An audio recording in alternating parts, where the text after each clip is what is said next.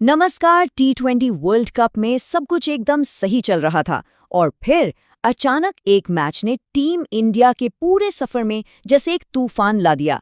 जी हां, West Indies की एक ऐसी रिकॉर्ड तोड़ जीत हुई जिसने पॉइंट्स टेबल का सारा गणित ही बिगाड़ कर रख दिया है। और बस तभी से हर क्रिकेट फैन के दिमाग में एक ही सवाल घूम रहा है। क्या टीम इंडिया वर्ल्ड कप से बाहर हो गई है? क्या सेमीफाइनल्स की दौड़ हमारे लिए यहीं खत्म हो जाएगी? चलिए आज इसी पूरे समीकरण को जरा खोलकर समझते हैं।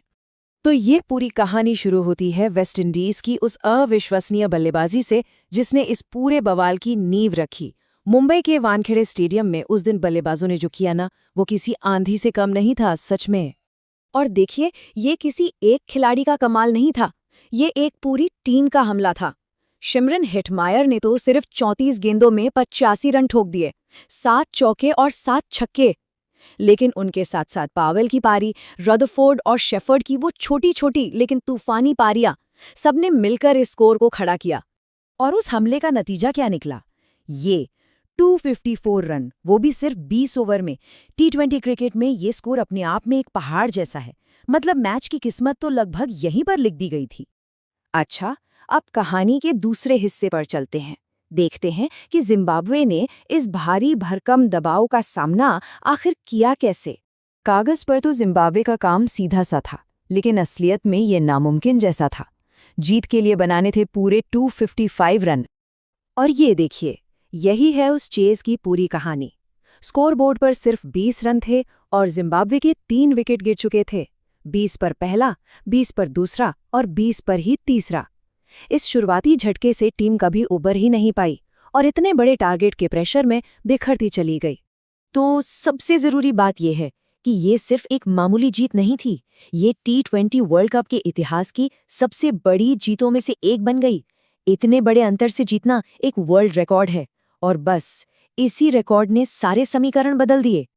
और अब आते हैं उस सवाल पर जो सबसे ज्यादा मायने रखता है।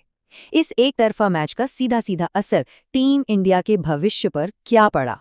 आगे बढ़ने से पहले नेट रन रेट यानी NRR को समझना बहुत जरूरी है।